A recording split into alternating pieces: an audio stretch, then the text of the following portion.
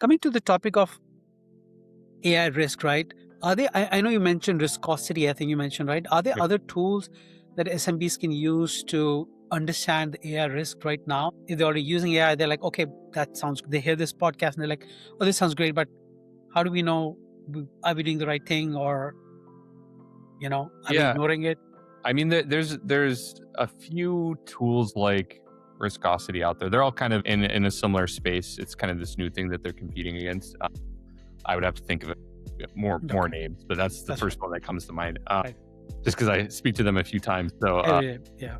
but beyond that, I mean, you can, if you just look at your standardized tools that you have in the environment, you can use Defender and others. I'm going to assume they're an O365 shop, but you can use those to identify, what are your machines reaching out to. But that also comes into, if you've never fully set that up, then you're gonna be flying blind. So Okay. you can check your O365 email for notices. Are people getting, are they using their corporate email for signing up for these things? If it's more shadow IT, if it's that they're using their personal chat GPT or whichever that they have, or Gemini on their phone, and things like that, that becomes a little bit harder. But if they're in the office, maybe you have some controls over Wi-Fi, and you can talk to your IT folks internally to see, like, well, how do we get an idea of this? Like, what is being used? If you're a little bit bigger organization, more like an SME, then in those cases, you'll have some of the tool sets to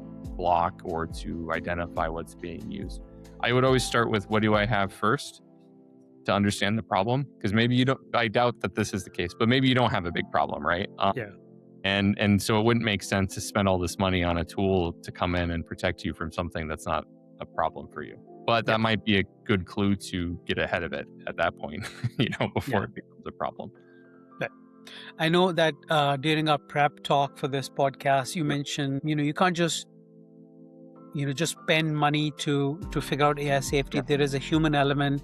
You need to like establish the right policies. You need to define the risk, Yeah. and assign the ownership, like you just said. If companies don't have good understanding of where to begin, right? Like how policy, yeah, what kind of policy should we have, right? And if it's a smaller company, if it's a medium-sized company, there aren't too many cybersecurity leaders in the company. There's Yeah. just maybe a few, and they don't really. How should they start? Like, where should they?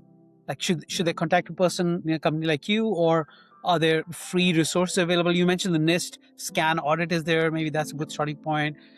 But where do they begin? Like, are there checklists they should like follow to?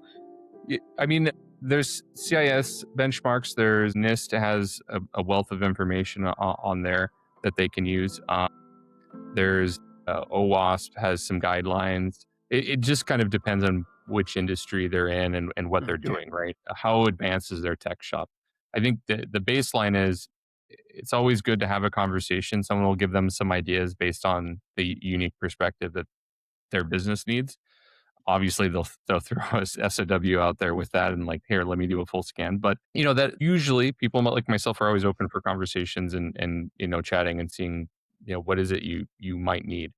Beyond that, I mean, talk to if you have an IT provider, if you have an in-house shop, whatever that looks like, speak to them to start this conversation, set up some policies.